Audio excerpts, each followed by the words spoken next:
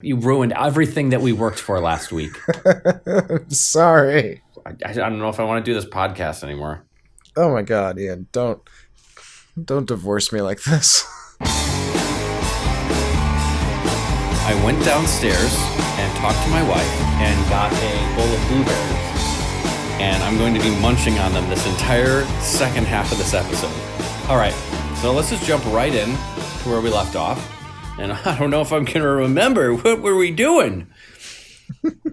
All right, yeah, let's just jump right into it. We're ranking all the non-blue interaction in cEDH.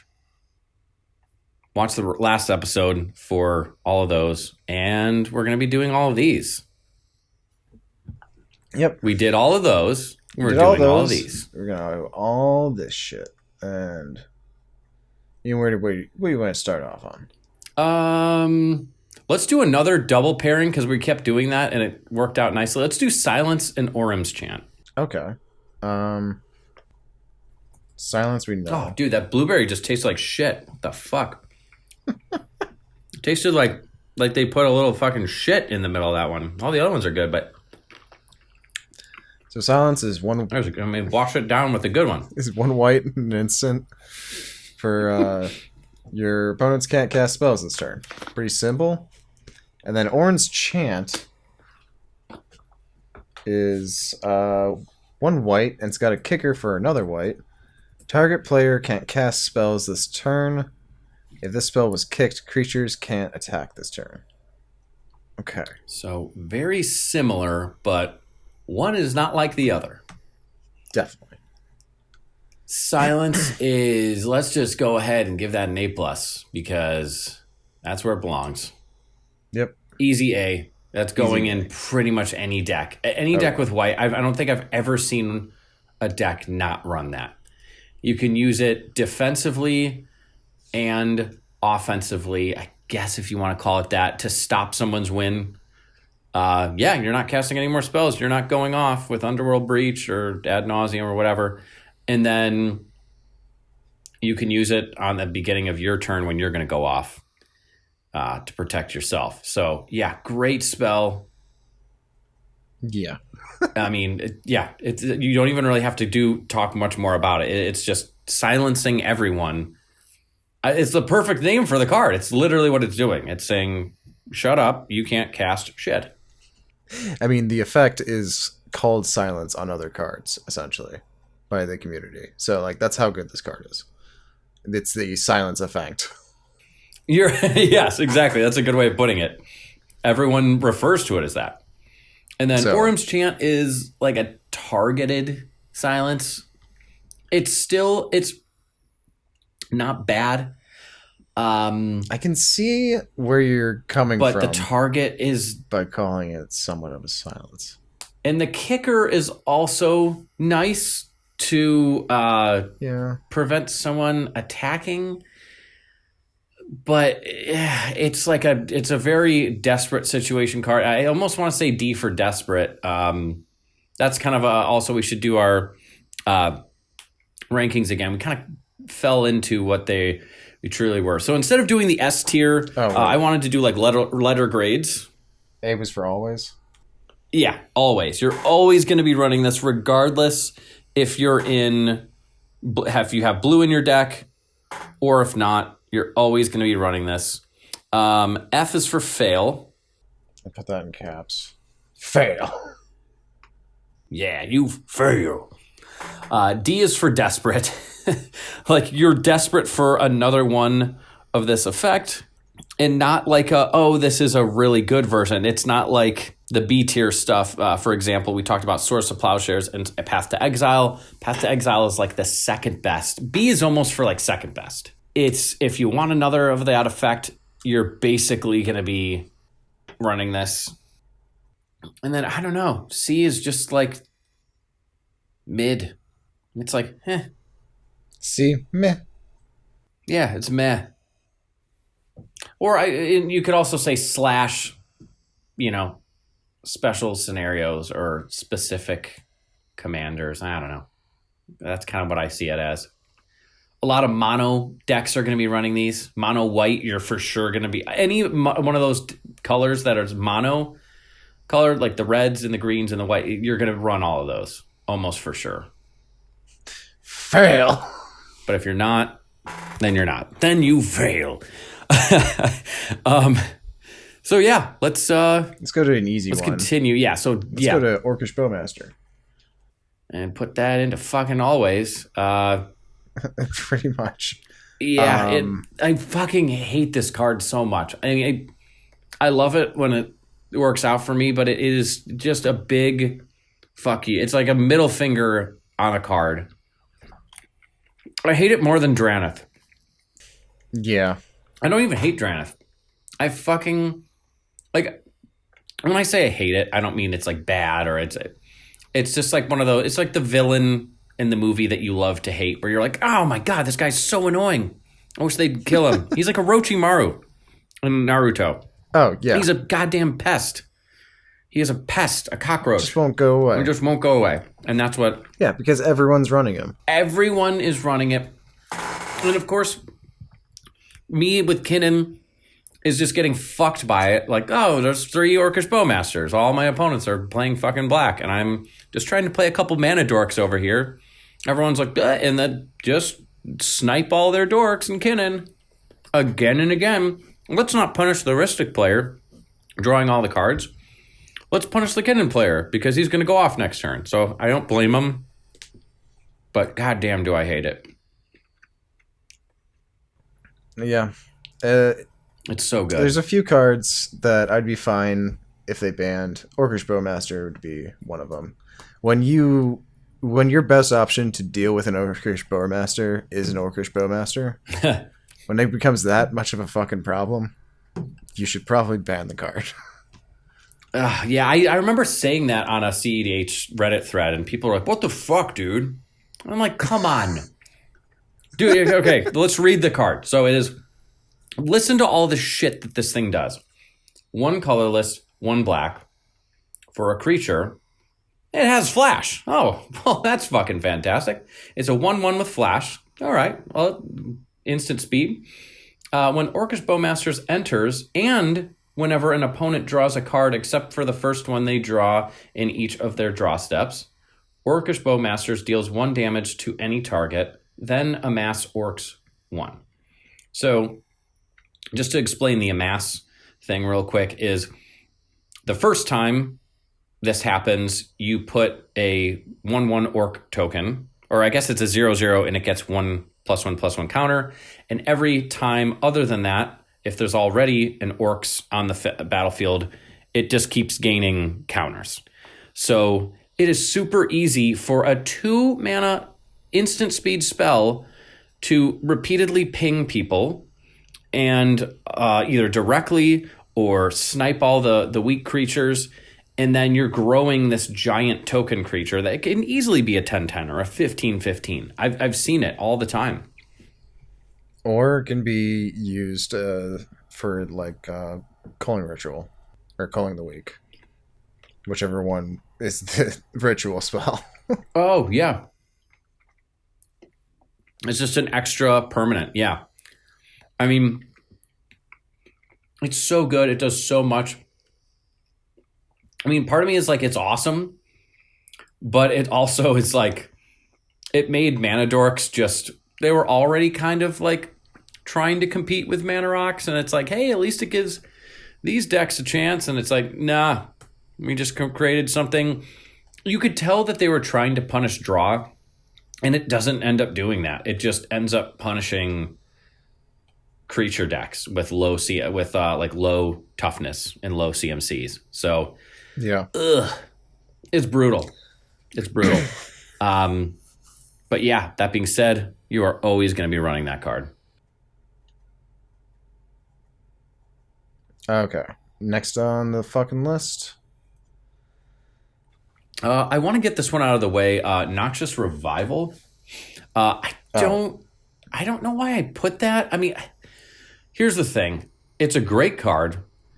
You can technically use it as interaction. I was kind of going quick when I made the list, and it's like, You could technically use it to put someone's card out of the graveyard if they're targeting it and on top of their library. I have done that before.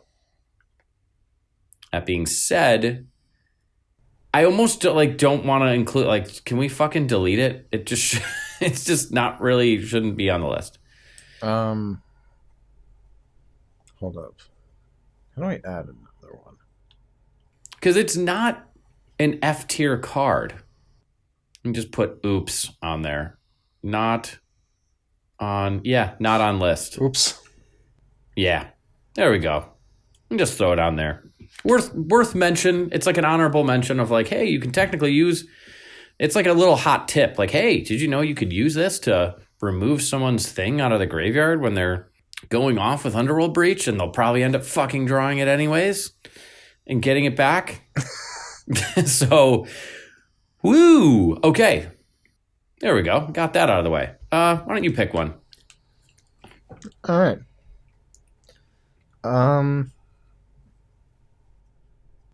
Let's go with this one. Legolas's quick reflexes. Yeah, let's do all the Lord of the Rings. All right, so this one, we didn't even read the Noxious Revival, but it wasn't on the list. Yeah, whatever. It's not on the list. For 1 green, this has split second. Untap target creature until end of turn. It gains hexproof, reach, and whenever this creature becomes tapped, it deals damage equal to its power to another target creature. I put this on the list. Yeah, and if just in case no one knows, split second is as long as the spell is on the stack. So as soon as it's cast, players can't cast spells or activate abilities that aren't mana abilities. So essentially, until this is resolved, so it's essentially it can't be countered, but people can't even respond to it. The second this goes on the stack, it's okay, time to resolve the stack. And then once it's off, then other people can chip in, chime in, whatever. But essentially, it's a really good way of saying no matter what, you cannot touch my creature. Gains hexproof, reach, and whenever this creature becomes tapped, deals damage equal to this power up to one target creature. Yeah, last part. So I could see that there being some unique utility to this. Are there specific, is there a specific interaction that people use this for? I mean, it's mainly just to give your guys hexproof, right? So, because it's kind of on the same it's level, unfortunately, as Autumn's Veil. Yeah. And Veil of Summer, but it's worse because it's only one target creature. So, we thinking meh? Yeah, I almost want to say Desperate. No, people actually run this card. D for Desperate. There's got to be a specific interaction. I guess it's a little better than Autumn's Veil because it doesn't require the specific, but then it doesn't counter. It doesn't prevent counters. I don't know. I could see it being... There's got to be some specific thing where the untap and then tap it again. Well, yeah. Now we can deal damage to all the creatures. And now it's a board wipe? I don't know. I just know people fucking ran this, so I put it on the list. Yeah, I'm trying to... I don't know. But you're right. It kind of doesn't do much. I could see it being good if you're okay, I could see it being good in Selvala. Selvala would be really good. You tap Selvala, add a shitload of mana. And then if someone were to try and, let's just say someone tries to remove your Selvala. You tap it, cast this in response. Okay, split second. You add all the mana from Selvala. Then you untap it. And then the next time you tap Selvala for a shitload more mana, it deals a bunch of damage. Or I guess what? Is Selvala 3/3? Heart of the Wilds. What is she? Yeah, no, she's a 2/3. But still, deal a couple damage to another creature. It's not out of the question. I could see this being good in cEDH, where you want to untap something to produce more mana, like you. Yeah, so it's got some extra utility. Let's put it in meh, because I feel like we're missing something about it. There's like a couple specific interactions. C, again, is that a lot of those, it's either meh or it's good in specific situations. Yeah, I'm going to keep it as meh. C for specific. C for specific. C-specific. C-specific. C-specific, yeah. C for C-specific. Yeah, exactly. All right, let's do some multicolored. We have a couple of those. I'm going to do, let's do Fire Covenant. I want to do that one. That's one of my favorite fucking things of all time. All right, so you got a instant for one colorless or one generic, one black, one red. As an additional cost to cast the spell, pay X life. Fire Covenant deals X damage divided as you choose among any number of target creatures. I love this card. I think it is so cool. It just, 3 mana. It could be a little cheaper, obviously, but it's like, man, for only 3 mana, it is a one-sided board wipe, and you can pay a shitload and really nuke everyone else's stuff. Or you can just pay a little bit and get rid of the Dranith, get rid of the Orcish Bowmasters, get rid of someone's Kinnan, someone's Najeela. I mean, man, if Tivit had red, it would be running this. Oh, for sure. That's probably the only reason why I haven't played it. Basically, if any deck had it. It's such a good card. Najeela runs it a lot because you're trying to swing and you want to get those. Because once you build up enough warriors, you don't care if people start blocking them because you just have so many.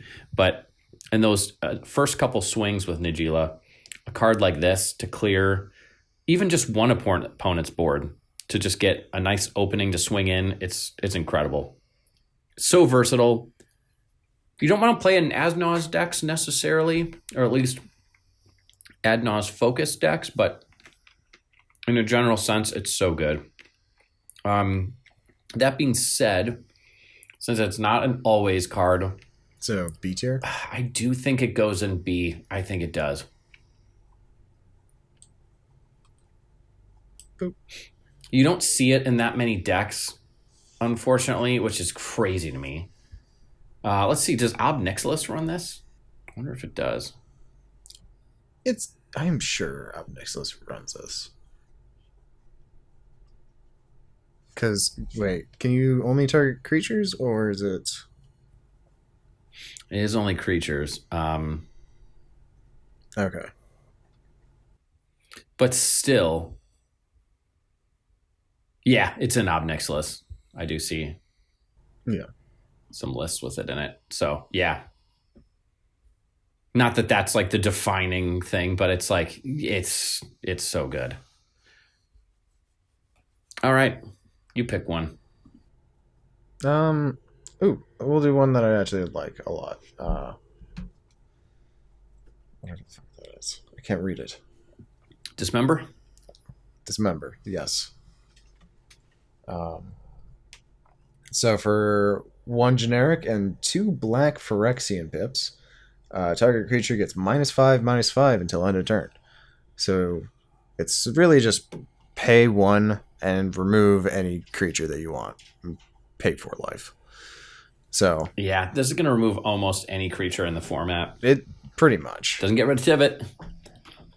Can't get rid of Tivit though, or Trax. But the big ones gets rid of. People used to literally be like, "Oh, can it do 4 damage?" Okay, because of Winota. Now people aren't as scared anymore, but that used to be a thing. So the fact that it technically still gets rid of Winota, if you see it, gets rid of a Kinnan, a Dranith. I know we keep referencing those creatures, but those are like the must-kill creatures that you see. Gets rid of an opposition agent. Gets rid of opposition agent. Gets rid of Dranith. Oh, speaking of opposition agent, we should do that one next. So Dismember. I think I think it's second best. I would put it like Yeah, because of the like that. Yeah, it is. No, hold up. Damn it. No, put it. You ruined our continuity. Somehow. We had continuity. Oh no. Because remember the dam was there too. Was it there? Because the dam lined up at the toxic. You ruined everything that we worked for last week. We waited a whole week just for you to fucking ruin it. I'm sorry. Okay. I don't know if I want to do this podcast anymore. Oh my god, Ian, don't divorce me like this. Not on the cast. My lawyer will be dropping off the papers to serve you. No. Oh, he's walking to your place as we speak from mine. He'll be there. I've lost everything. It'll be about a week, so it'll be a while. Oh, perfect. You've got another week of enjoyment. But while we're still here, until he gets there, let's at least do opposition agent. Opposition agent. Alrighty. Let's do Oppo. Op agent. So for 2 and a black, you get a 3/2 creature with flash. Control your opponent while they're searching their library. Here's my question. What the fuck happened to this? I feel like I don't ever see it. As I feel like it's still in a bunch of decks. I never see it. Dude. It's like it doesn't get played. I don't... Like, it doesn't hit the board, is what I'm saying. It's not like no one's playing it. It just never hits the board. I think... because I recently put it into Tivit because I knew that it was a good card. I just didn't want to play it. And recently it's been in my hand and like people are trying to search and I'm just like, do I want to do this? I guess I could. And then I just always end up getting like something stupid.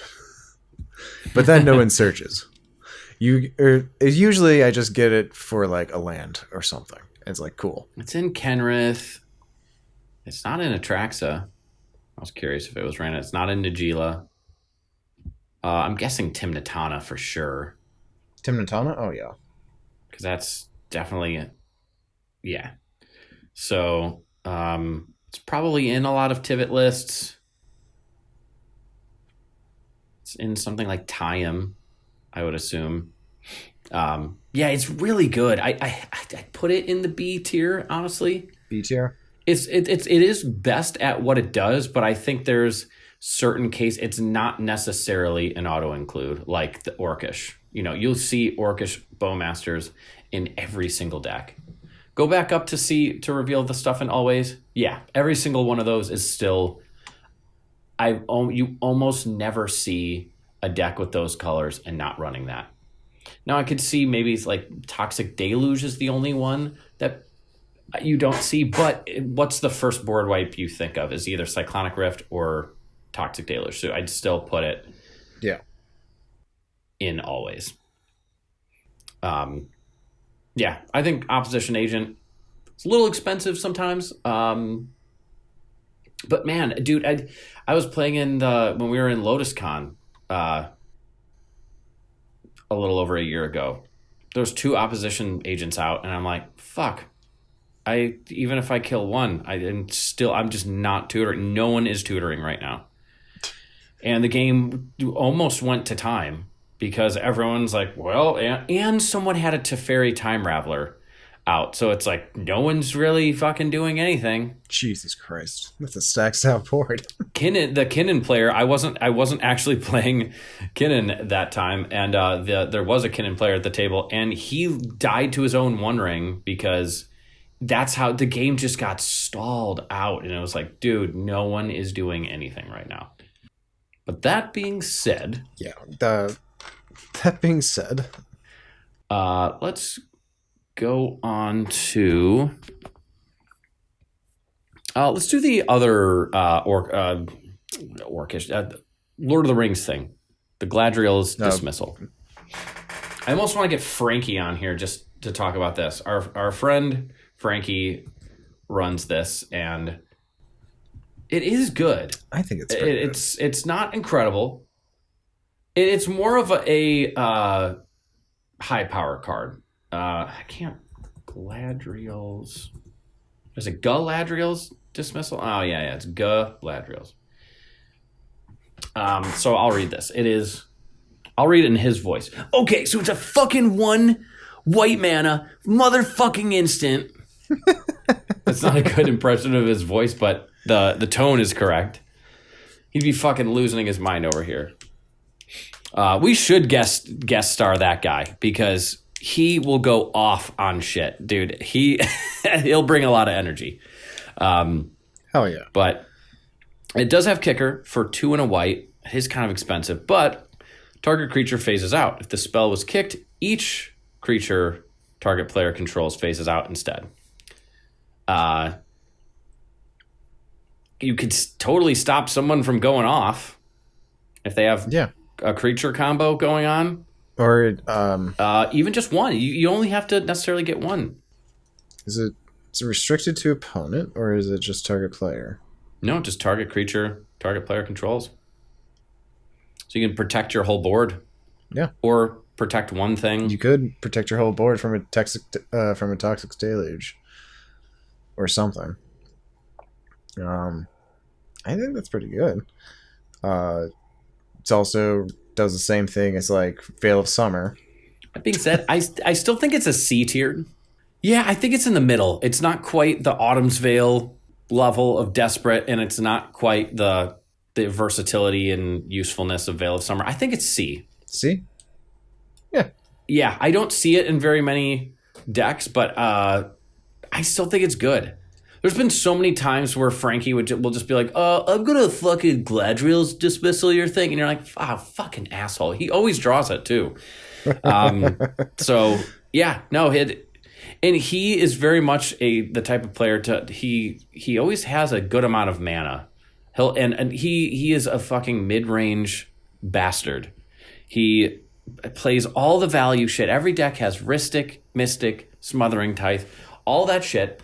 And then he just has so much mana and card advantage, and he'll just play shit like this, and it's just like, god damn, he's just stops you from doing things. Yeah, that being said, I still think it's meh. It's meh. All right, next up. But it's worth playing.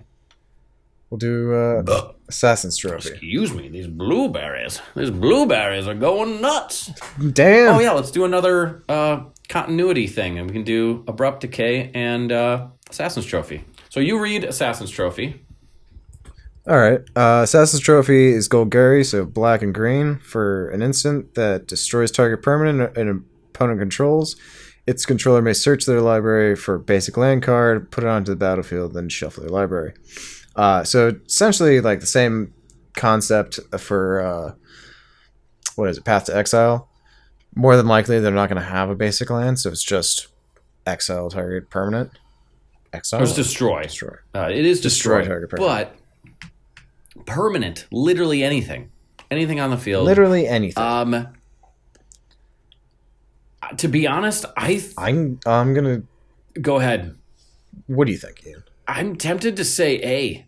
Well, I was gonna say A too. Like, it's definitely F. I just. What are we talking about? I just don't think that there's. I mean, for destroying literally anything. Now, I sometimes you see, I think if you have those two colors available, I love having a kill anything button. Oh, yeah. Some sort of option. I hate being in a scenario where, let's say, I've got, let's say I'm playing like Tivit.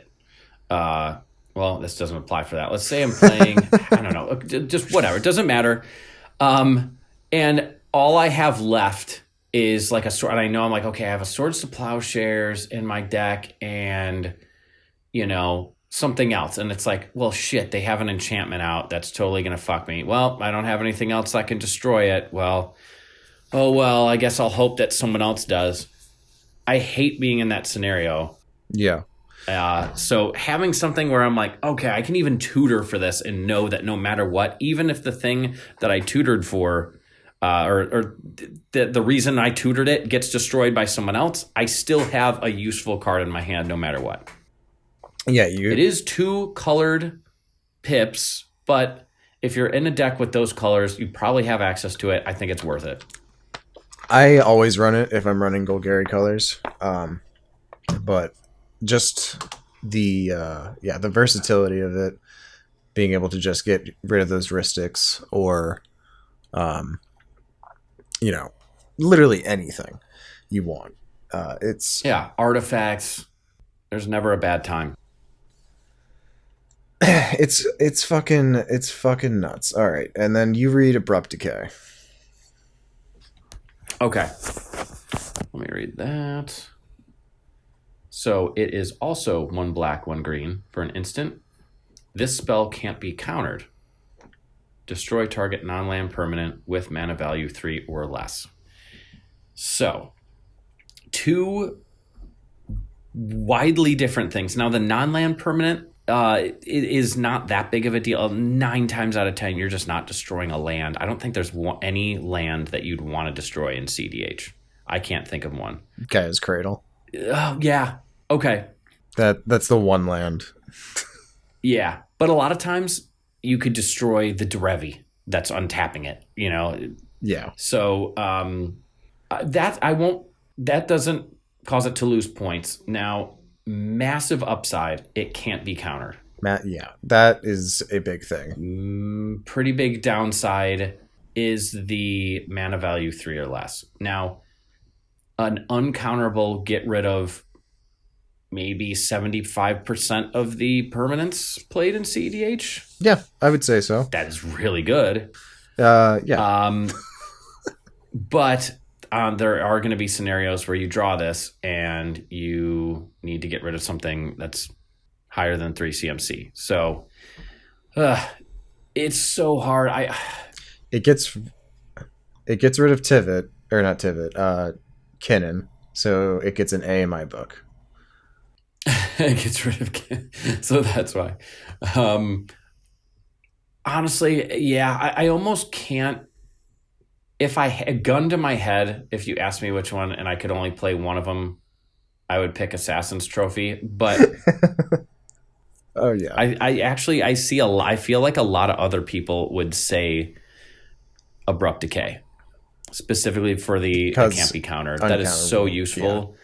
I think they're both kind of tied. I run them both most of the time. If I'm running the colors, I do run both if I'm running those colors. So yeah, there's been maybe I think maybe in our Tymna Thrasios list we didn't. There's at least an Assassin's Trophy in there. Yeah, which does go to show that I think gun to our head, and we had to pick one. It'd be Assassin's Trophy. I think it's slightly better, but you wanna?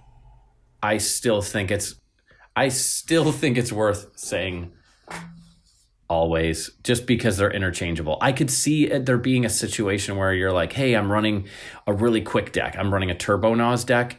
I want something uncounterable to blow up a stacks piece real quick and go off.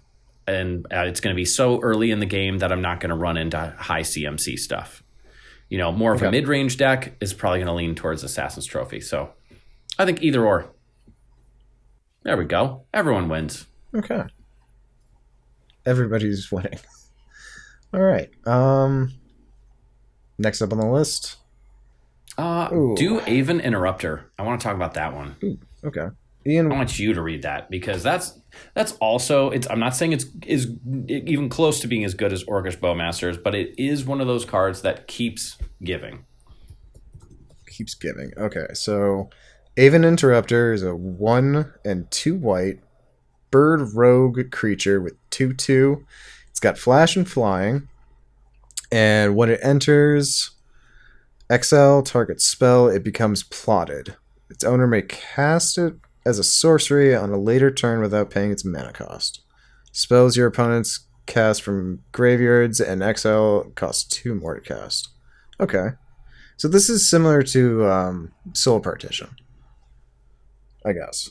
Yes, Okay. but it's on a body, and it's a stacks piece that has the static effect of spells your opponents cast from graveyards or from exile cost 2 more to cast. This shuts down Underworld Breach stuff. All that bullshit they're doing. It also is on target spell, so actually, that's pretty good. And target spell, yeah. Oh. On a later turn. So on a Thassa's Oracle attempt, too fucking bad. Their Demonic Consultation can be casted as a sorcery later. The casting from exile. So here's my only question. Because it becomes plotted, which means that it's exiled and they pay it without its mana cost, but then it says spells your opponents cast from graveyards or exile cost 2 more to cast. So is it basically saying it goes to 0 CMC, but then they have to pay 2 to cast it? Or is it that still negates it, so they still don't pay, but anything else costs 2? I don't fucking... No, I think it's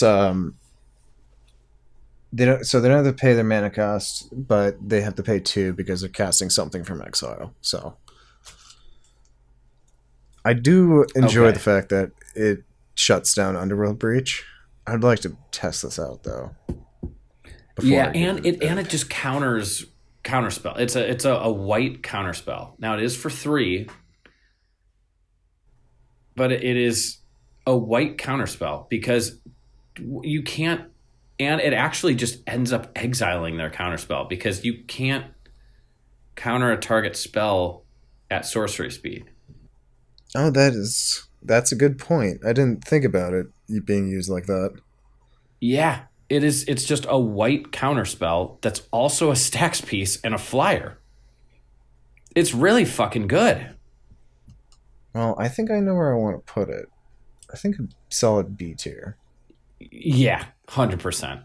I think you can't just any more than that. And I could even see people saying, well, it is 3 mana and, I'd rather be going faster than just playing a stacks piece against Underworld Breach. I'd rather just remove it. But I think in certain decks, like if you're trying to play creatures and you're trying to play stacks, which is hard right now, I think this is one is as good as it gets. I think right now this is I'm gonna look like an idiot for saying this, and again, I'm not saying it's as good, but this is like the white orcish bowmasters. That's as good as white has right now. I mean, name a creature in white that's like, holy shit, this does everything. I'm not saying it's the best, but the versatility. I mean, I would say... I know that sound like a psycho for saying that. Ranger Captain Vios is probably the definitive white. There you go. Actually, that could have been on this list. That's kind of interaction. Well, we'll be an honorable mention. Yeah, let's not clutter it up. All right. I just wanted to I had to put that one on this list because that card is there's certain cards where you read them and you're like, what the fuck? How much other shit are you going to attach to this card? Oh god. All right. Damn it. My cat Diego's going nuts outside the door. He hears me recording this podcast and he's like, why am I not involved? You're a little bastard. You're a little bastard, and that's why. All right. Moving on. Let's do Tibalt Trickery because that card's fun. Oh yeah, Tibalt's Trickery. Yeah. So this is 1 other and 1 red for an instant counter target spell. Choose 1, 2, or 3 at random. Its controller mills that many cards, then exiles cards from the top of their library until they exile a non-land card with a different name than that spell. They may cast that card without paying its mana cost. Then they put the exiled cards on the bottom of their library in a random order. Kind of a lot there, but it's basically just a 2 mana counterspell with the downside of potentially feeding an Underworld Breach a little bit with milling a couple cards. Not a really big deal.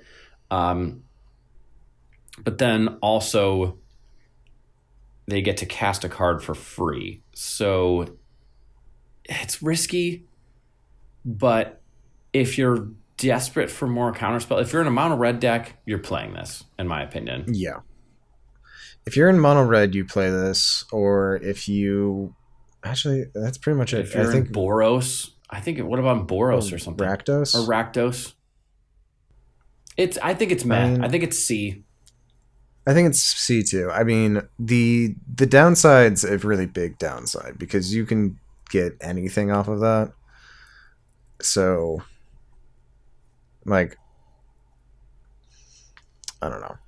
But yeah, meh. Yeah, it's a meh. I say meh. It's meh. All right, next on the list, Ian. Let's do Endurance. Endurance. Ah, perfect. This has a fucking absolutely crazy combo with an Atraxidex with Abrupt Decay and Orcish Bowmaster. So like you just keep looping casting Endurance, Orcish Bowmaster, and Abrupt Decay over and over again, and you keep shuffling them in and then casting them with Atraxa. Oh, okay. Oh, I'm guessing Displacer Kittens is out. Or it's either Displacer Kitten or Food Chain, I think. Oh, okay. Like you keep hitting Atraxa over and over again, casting all these, and pinging everything and shuffling it back in. Yeah, no, that is cool. Yeah, there's a bunch of stuff. This, let's read it real quick. So it is 1 colorless or 1 other, and 2 green. So 3 mana. It is a creature, elemental incarnation. It's a 3/4 with reach. It has flash. And when it enters, up to 1 target creature puts all of the cards from their graveyard on the bottom of their library in a random order.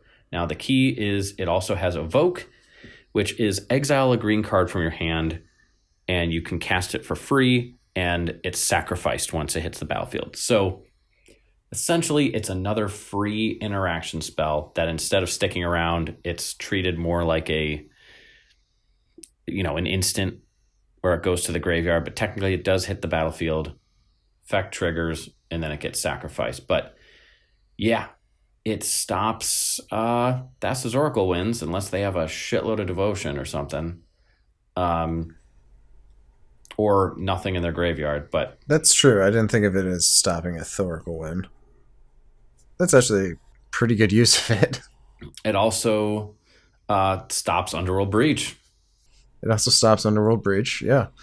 Also stops you from being decked out, I guess. Yeah. I mean, if you're being decked out, I guess you're... I don't know. I guess you're already dead at that point. Yeah. Yeah, I think so. Yeah, unless you... Yeah, you're probably already dead. Unless they're doing it one at a time and they somehow run out. I don't know. But, yeah. No, I think the versatility of it is really good. That being said, I still think it's B.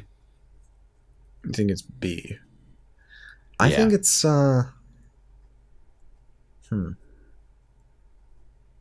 you are you going for maybe C? Yeah. Yeah, I think it's honestly, I'll defer to you in that. I'm not. It's not a strong B, so it's really good in the decks that want it. Like if you're in let's say you're in a non-red, so you're like in Tayum or something. So you're in Abzan.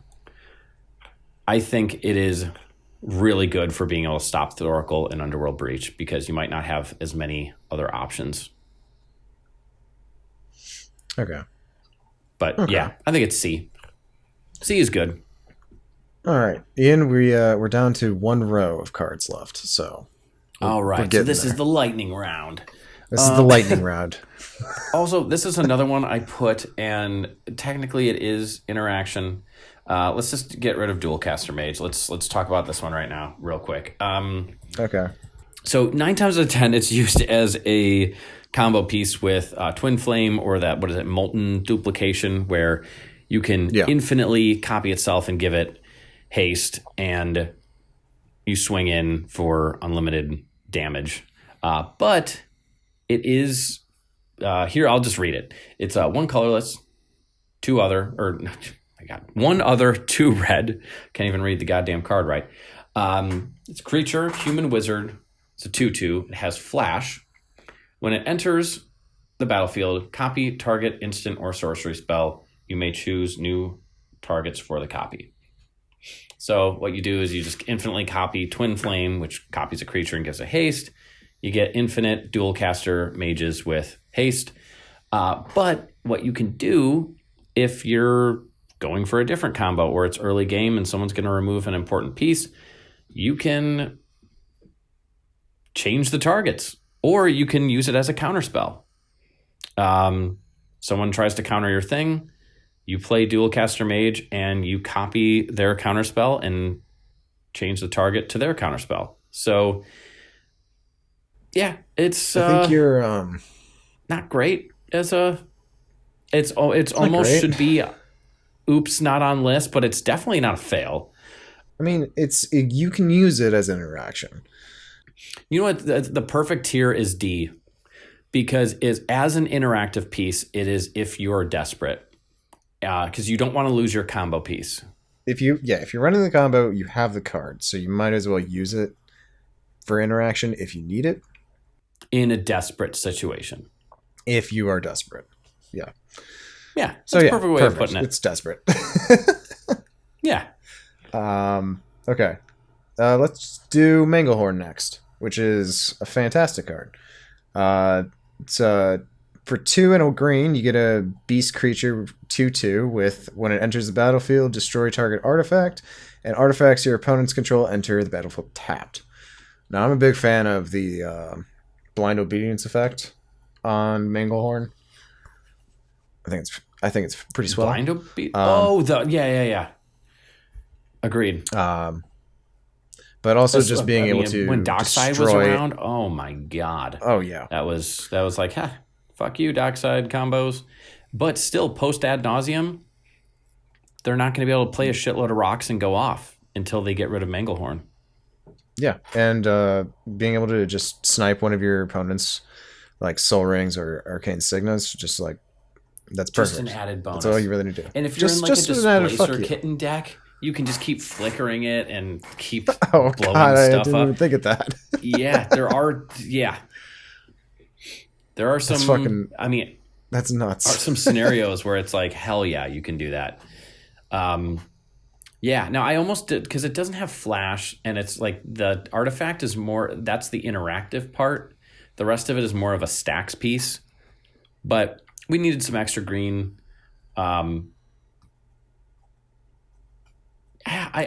Here's the thing. I struggle because it's great as a stacks piece. If this is like we're ranking stacks pieces, it's really good. But as an interaction, it's better than desperate, because it's just a thing that's stapled on. So it's I almost essentially want to just say C, but it's like that's not doing the card justice.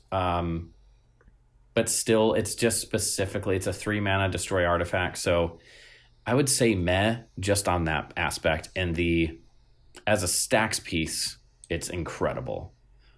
yeah. So, yeah. Yeah. You cool with that? I'm cool with meh. I think the card's great.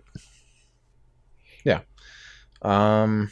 All right, Ian. Let's talk about another creature one. Let's talk about Skyclave Apparition. Skyclave Apparition. All right. Oh yeah, we didn't even read Manglehorn, did we? No, I did. Oh, you did? Okay. Yeah. You want to tell us what Skyclave Apparition does? I would love to. Let me pull it up. Okay, so it is 1 other, 2 white. Creature, it's a core spirit, 2/2. When Skyclave Apparition enters, exile up to 1 target non-land, non-token permanent you don't control with mana value 4 or less. When it leaves the battlefield, the exiled card's owner creates an XX blue illusion creature token, where X is the mana value of the exiled card. So it's like one of those things that like, oh, it's exiled until it leaves the battlefield, but then even when it does, they just get a generic, blue illusion token. So it doesn't, they don't get the card back. It's just exiled. So it's exile, target non-land, untoken permanent, CMC 4 or less on a creature. Which is a good amount of the cards played in cEDH. Yeah. And I think in creature decks, it's excellent. A lot of Winotas would run this. I've seen it run in Tayum. I've seen just other stacks. And enters the battlefield. I should run this in my rune list. I don't know why I don't. It'd be fucking excellent. Yeah, this is in your casual rune deck, absolutely. Yeah, just throw this in and just piss off my friends even further. Yeah, no, I like it. I like the versatility. That being said, it's kind of specific, which usually results in it getting thrown in the meta tier. Yeah, and that's kind of I can't really justify any better. I kind of want to talk about the next one down the list, which is another one that would be good for your rune deck. Oh, Solitude. All right, so 3 generic and 2 white for a flash lifelinker. Elemental Incarnation 3/2 creature. When it enters the battlefield, exile up to one other target creature. That creature's controller gains life equal to its power. Okay, so it Swords to Plowshare on a bounty. Yeah. And then you can evoke it by exiling a white card from your hand. So technically, it can be considered a free Swords to Plowshares. But you do have to have another white card in hand. And it's on a body. Which isn't that big of a deal. Especially if you are running... A lot of times, I will say this, white is a splashed color.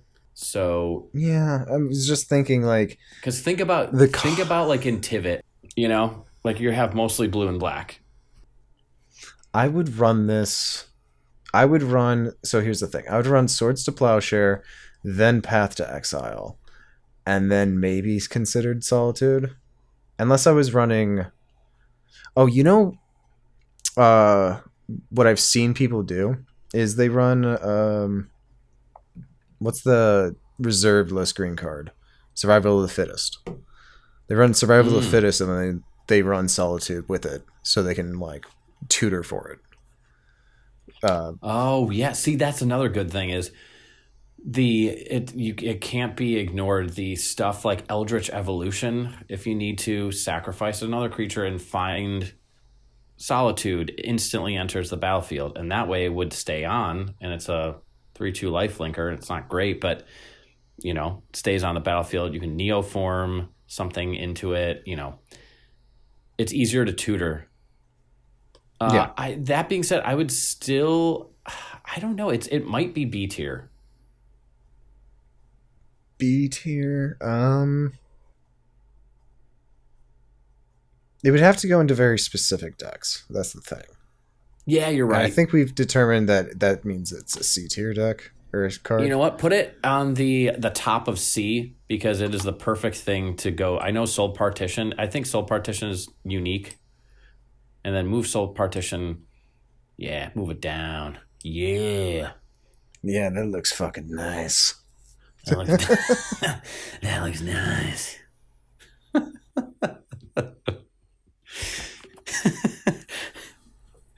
All right. Okay. Yeah, no, that's all that we could say about that. Oh man, we're at an hour already. We gotta blast through this shit. Let's switch up the color. Let's do the last of the blacks. Let's do snuff last out. of the blacks. All right, snuff out. Snuff All out. right, this one. Snuff that shit right out. It is a 3 generic and 1 black instant. If you control a swamp, you may pay 4 life rather than play this spell's mana cost. Destroy target non-black creature. It can't be regenerated. Now, immediately, as good as this card is, I want to throw it in C because of the specific nature. You need to, I mean, technically, all the dual lands are swamps, or not all the ones with black in it are swamps. But the non-black creature is specific and it can be annoying. But I would say most of the creatures you want to destroy probably aren't black. I mean, at 80% of all creatures aren't black. But then I would say a lot of the stacks pieces aren't either. So you can get rid of Dranith for free.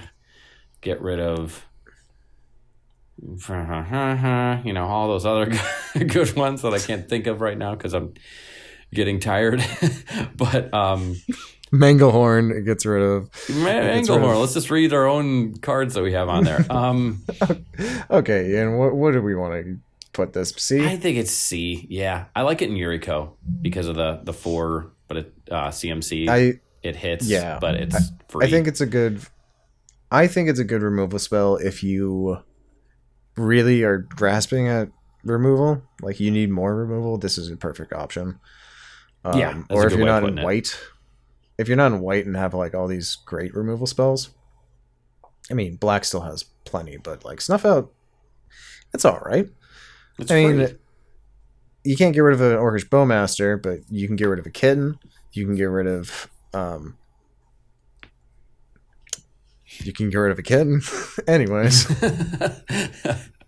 let's do the other one, the last one, Deadly Rollick.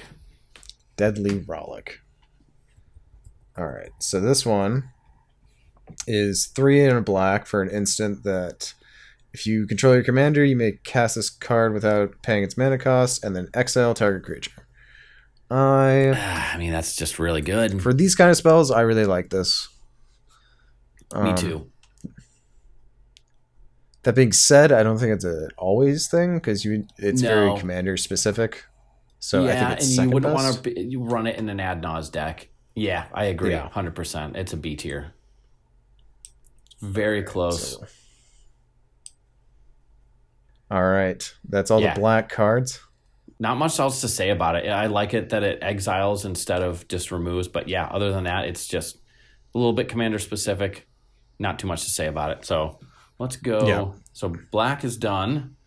Let's talk about Touch the Spirit Realm real quick. I actually particularly like this card. Yeah, you want to read it? Yeah. So it is an enchantment for 2 and white. When it enters the battlefield, exile up to 1 target artifact or creature until Touch the Spirit Realm leaves the battlefield. So it can target the One Ring if you want. Oh, that's true. Which is really nice. And it also has a channel ability for 1 and a white, where you discard it and then exile target artifact or creature and then return it to the battlefield under its owner's control at the beginning of the next end step. Now, I particularly like this because there's been too many times where somebody has stolen my Tivit with a freaking Gilded Drake, and I need to get it back. So I just search for my Touch the Spirit Realm, and I channel it, and I can just get my Tivit right back. And that's why I run it. But it also helps you get rid of any like pesky fucking creatures or artifacts that you've been wanting to get rid of, like the One Ring, like the Orcish Bowmaster. Or get off rid of someone's Dranith and try and win. You don't care if it comes back at the end of the turn because it's not going to get there. Or even if you don't win, it comes back and it fucks everyone else over. You already casted your commander, so if you want.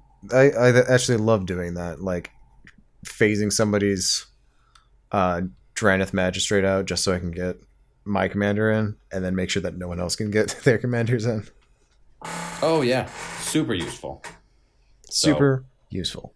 Anyways, I think B tier. Honestly, I like it. I love this card, so I will gladly put it in a B tier. I know it's not a staple in every deck, but I think the second you want that effect, that's pretty much what this is. It's just staples. Yeah, those are the staples. B is either it's the second best version of the staple, and if you want more of it, or it's an effect that isn't as sought after, but the second you want that effect, that's the card you're picking. And then, in my opinion, Touch the Spirit Realm is the best or second best version of that kind of effect. So, yeah, that's perfect. Yeah. Let's see if there's any of my favorites on there. You know what? Let's do the rest of the white ones. Let's do March of Otherworldly Light. I really like this card. All right. How about you read it then? I'm good. Of Otherworldly. Okay. So it is X and a white, an instant. As an additional cost to cast a spell, you may exile any number of white cards from your hand. This spell costs 2 less to cast for each card exiled this way. Exile target artifact, creature, or enchantment with mana value X or less. This is just... It's another one of those really cheap white spells, but it exiles artifacts, creatures, or enchantments. Yeah, I love the versatility. That's pretty good. I mean, gets rid of heuristics. I play it all, especially in one, obviously mono white, you're playing this regardless. I mean, you're going to have a shitload of white cards, and it's super versatile. If you're in 2 colors, you're playing this. It's just when you get up to 3 colors, I think I still play it in my Minsk deck. I'm not 100%, but I really like it though.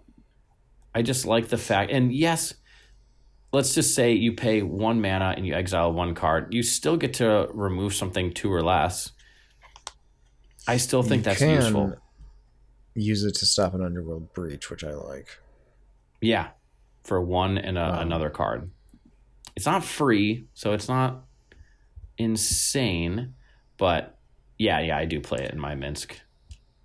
Beloved Ranger. I like it. I would put it in this. I think it's in meh. Somewhere. Meh? I would agree. Yeah, it's in meh. I think because in specific decks, it's really good. If you have the need for more removal and you want another cheap, versatile card, I think it's great. If you want an answer to Underworld Breach, there you go. Because it's going to be better than picking some of the other options where you're like, oh man, I need another thing that can remove either a creature or do I need another enchantment removal card? I don't know. It's like, throw that in. That can remove anything. All right. Or our last enchantments. Or I guess second last white card. Angel's Grace. Angel's Grace. So this is a 1-drop white with split second. And you can't lose the game this turn, and your opponents can't win the game this turn. Until end of turn, damage that would reduce your life total to less than 1, it reduces it to 1 instead. Very specific wording on this card. Yes. Because if you can... What is it? If your life total... If damage would reduce your life total to 1. So you can still lower your life total by like paying life. And you still won't die too, which is cool. You won't die that turn. So that means that, and here leads into the big caveat with this card. I think if you are in an ad nauseum deck that plays white, it's worth running this card. Oh yeah, you just draw your whole deck at that point. Yeah, you draw your whole deck, and you can just win. It also stops Thassa's Oracle. It doesn't stop if they do the Underworld Breach and they mill you out. You're still going to lose. Or if they, but so here's the big thing. Where would you put it? Because I know where I would. Honestly, I have no idea. I think I would put it in meh because I don't particularly like the ability that much. It's the best of its effects. It's the best opponents can't win and you can't lose effect. But yeah, I think it goes in meh because if you're not playing ad naus It's just not worth it. You should be doing more aggressive, more versatile things than just saying, hey, I gotcha. Because most of the time it'll just sit in your hand then. Yeah, let's put him there. Like, it usually is just sitting in your hand until, the very rare times when you actually have it in hand, you're like, oh, I can stop myself from dying this turn, so I'll cast this. Yeah, exactly. So it's just it's kind of a taking up a slot that could be a tutor or another counterspell to counter anything. Yeah. So meh is perfect. All right, and then the next one, Ganjo, Seat of the Empire. Yeah, we haven't done That's the last lands. Yeah, then let's do Beseiju after it. So let's do a Ganjo. I'll do this one because I kind of like this one. Again, it's kind of specific. So it's a land. Seat of the Empire. And it taps for white, but has a channel ability for 2 other and a white. Discard a Ganjo, Seat of the Empire. It deals 4 damage to target attacking or blocking creature. This ability costs 1 less to activate for each legendary creature you control. So if you have a commander out, it's only 2 CMC. Again, it's kind of like with the MDFCs. There's no downside to running it in low-colored decks. I'd never run this in like Najeela or Kenrith or any of the 4, partner commanders for 4 colors. It is just not worth not having a multicolored land. Yeah. That being said, being able to do 4 damage to attacking or blocking, I do like that ability. It's just kind of like having another removal stapled onto a land, an untapped white land. I think uncounterable. And uncounterable. I love the channel. I almost put Colossal Skyturtle on here because of I love that card so much. Oh, why didn't you? That card's great. All right, that'll be the last card we do. We'll pull that up. And you know where I put this? Meh. Oh, yeah. All right. It's desperate. All right, you fucking asshole. You fucking piece of shit. You know I'm right. You fucking dick. All right. Beseiju. You can put that right up in A.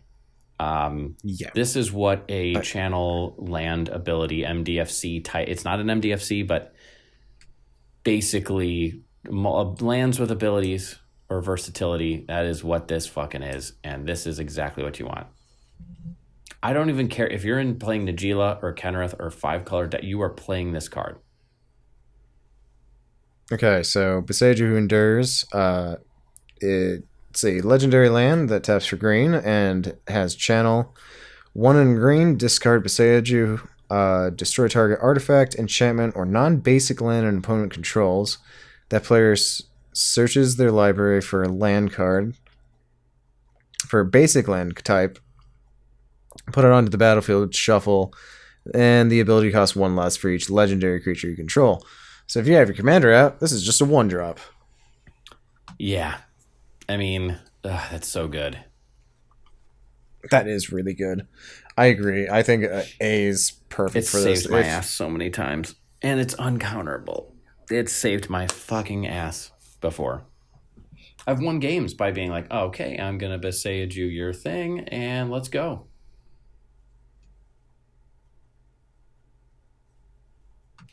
Yeah. Okay.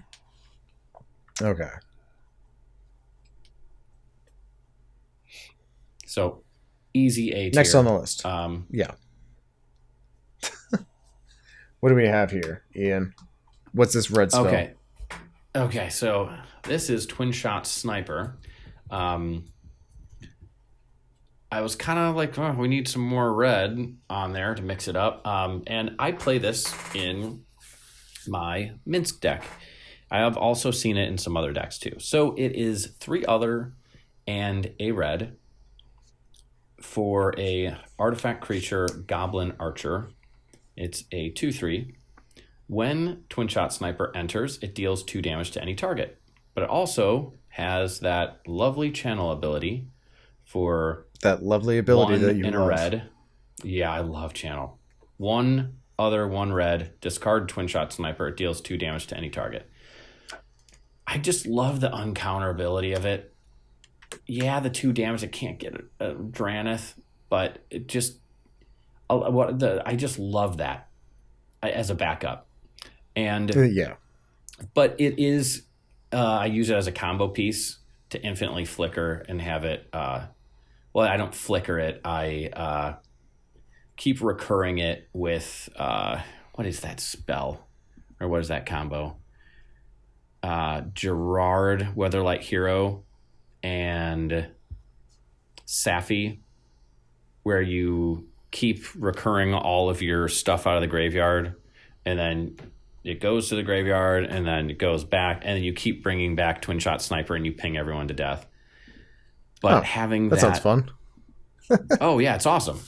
It's super annoying explaining the combo to everyone because it's like, well, basically what happens is this effect, and when you read the cards, it's like it shouldn't work that way, but it technically does. We'll get to it at some point where we'll talk to it. We'll be playing a game or something, and it'll be like, well, let's pause and explain this thing because it doesn't make any goddamn sense. Okay. But yeah, that being said, as a removal, again, I think it goes right next to Dualcaster Mage in the Desperate category, because if you're using your combo piece for its backup ability, you're kind of in a desperate situation. So I think it goes right there. Yeah, I don't really have much to say about this. I mean, I'd rather run Lightning Bolt. But if you want the uncounterability of Dude, if it did 3 damage, it would immediately go up so much. Yeah, if it did 3 damage with the channel ability, it'd be so I think good. It would go to B. It might even go to B tier if that was the case. Oh my god. Wizards, if you're listening to this, make it happen.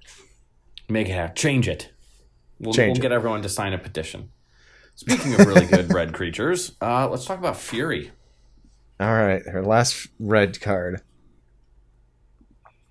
All right, Fury's one of them evoke creatures. So we got, for 3 and 2 red, you get an elemental incantation that's a 3/3 with double strike. And when it enters the battlefield, it deals 4 damage divided as you choose among any number of target creatures or planeswalkers. And exile a red card to evoke it. Yeah, 4. And it's divided. And divided. So you can get rid of that Draneth Magistrate and that pesky Orcish Bowmaster. And it's a double strike 3/3, so if you do play it or somehow tutor it out and it enters the battlefield without the evoke, you can keep, and you flicker it, you can keep blowing up everything. You can't use it as an infinite combo to kill because it's only targets creatures or planeswalkers. But yeah, that's really good. You know where I want to put this? I want to put this in C tier just because right it's similar to yeah. Like Endurance and Solitude. These creature evoke spells are just, they're meh. They're good. If you built your deck around it, it could be really good. Exactly. I think it's like in specific scenarios that are even better. But yeah, I'm with you. Meh. All right. Let's do Archdruid's Charm. I can read this one. What is that little noise? Is that something on Discord? Keep hearing like a bloop bloop through my headphones. Whatever. Fuck it. All right. So Archdruid's probably my fan. It is 3 green mana for an instant. So it is 3 green pips. That is the tough part about it. But choose one. Search your library for a creature or land card and reveal it. Put it onto the battlefield tapped if it's a land. Otherwise, put it into your hand. Then shuffle. Or put a +1/+1 counter on target creature you control. It deals damage equal to its power to target creature you don't control. So it's like a fight spell. Or exile target artifact or enchantment. 3 pretty good effects. Yeah. Creature tutor to hand, a fight spell removal spell for creatures, and it also exiles target artifact or enchantment, including the One Ring, because it exiles. Including the One Ring. So for 3 green, you can get rid of that, but that's its downside, is the 3 green. Yeah, the 3, it's just that it's 3 in general, but then it's 3 green. I do play it in my Minsk deck, and it's pretty awesome. But in that deck, I almost want to say C, because it's in specific scenarios. It's in specific decks. It's really good. Basically, in my Minsk deck, all I need to do is get a tutor to start my chain of my combo. I just need a creature tutor, and Archdruid Charms does that, and it's also removal for creatures and artifacts and enchantments. So yeah, I love it for that. I don't play it in my Kinnan list, but I have seen Kinnan lists that do play it because you're only playing a couple colors. I think it's C. I think it's an easy C. I would say C. I mean, I really like the card. I yet to put it into a deck, though. So you really have to do a lot of like justifying to get it into the deck, because there's just there's better tutors, then there's better removal. But it kind of does it all. It does it all. It's good. It's a high C tier. Like, it's just... Yeah, Agreed. you have to build a deck to actually run it. All right, our last card, which is an enchantment. Is also kind of a weird one. Aura Shards. 1, and then Selesnya. So, green and white. Whenever creature comes into play under your control, you may destroy target artifact or enchantment. And this is an enchantment itself. So, Ian, why is this in here? Because if you are playing a lot of creatures, this shit fucking slaps. And I do not use that term lightly. I hate when all those goddamn youngsters say that shit slaps. It's annoying. They're like, this pizza fucking slaps, man. It's like, yeah, I want to take that whole pizza and slap you across the face. But in this circumstance, this card kind of does. If you're playing a bunch of creatures, it's just like, yeah. Normally, you don't waste your time blowing up people's soul rings and arcane signets. With this, you're like, yeah, bye. Yeah. Oh, I'm sorry. Your Heuristic Study is gone. Your Smothering Tithe is gone. Your Mystic Remora, gone. All your Mana Rocks, gone. Now I have a full board of creatures. Suck my balls, everyone. That being said, very specific, borderline desperate. It's very specific. But there's a couple decks that really use this well. Let me actually see. Is it just whenever a creature you control enters? So it's not even casting. So I don't see this in Najeela lists, but imagine swinging with some warriors and, 4 new tapped attacking warriors enter and just blow up all the rest of the artifacts and enchantments on the field. No one is getting... Once you establish that, it's like, oh, shit, well, now we're not doing anything. Let me see. Is it in Tayum? Because that is there's usually a lot of creatures in Tayum. Yeah, they play 44 creatures. Artifact, it's an enchantment. Aura Shards, yep. It is in Tayum. I'm trying to think, what's another deck that's generating a lot of tokens in those colors? Go ahead and play it in Timnatana. Timnatana. Well, not really. I can see this being good in 35 creatures. Valley Flood color decks. Being able to get your creatures in with flash. Oh, and blowing stuff up. Yeah, it's more so... Yeah, it's less of like a flash instant speed interaction and more so think of it more of like a board wipe and like a passive repeating board wipe for artifacts and enchantments on the side. It is kind of a weird card. It's almost not really interaction, but it's like in super specific scenarios, it is incredible. I mean, so that being said, does it go at the bottom of a C or the top of D? I want to put it right here. Fuck you. I don't really see this as interaction. All right. Yeah, that's fair. That's fair.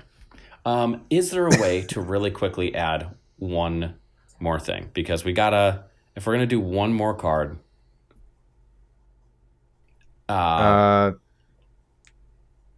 Yes. What card? Colossal Skyturtle. We gotta do it. Oh, absolutely. Hold up. Let me. We have to add it.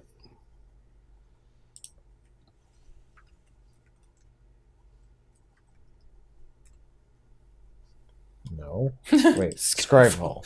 Skyfall. The Indiana Jones? Fucking, what am I, stupid? James Bond. I was watching the Indiana Jones movies recently. That's why it popped in my head. And I'm tired. Colossal Skyturtle. Yes. Give me this fucking picture. You see what's going on here. You fucked it up again. Now, here's the thing. We had a plan.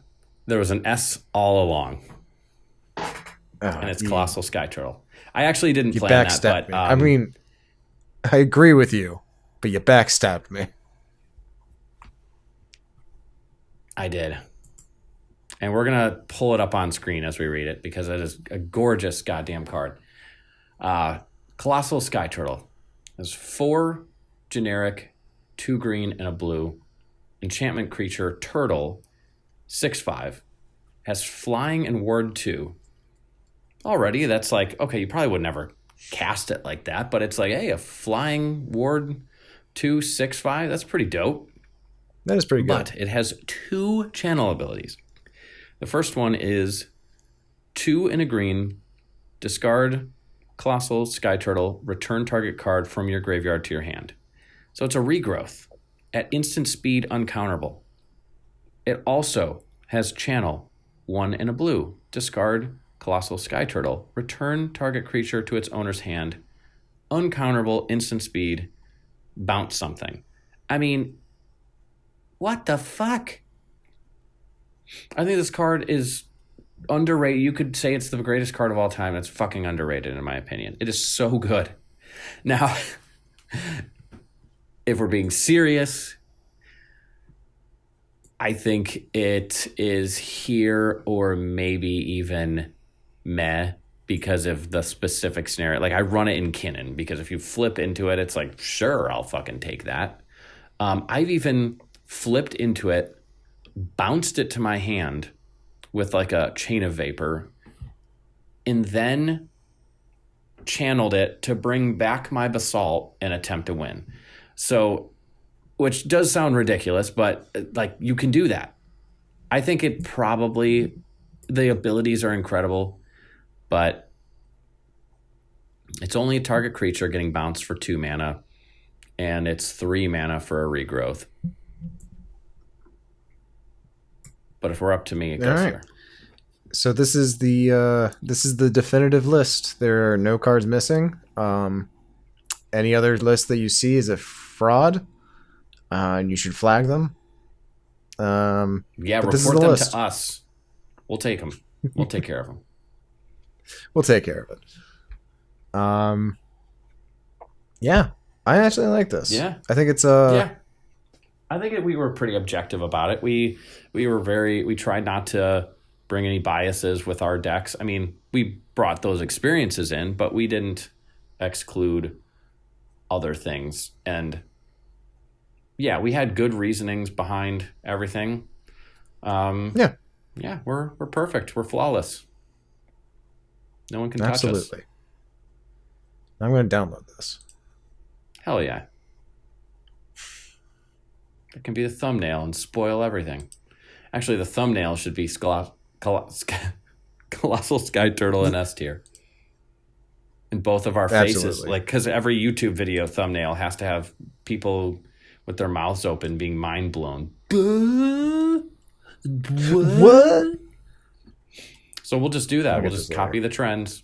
And also we'll be like, Colossal Skyturtle? What?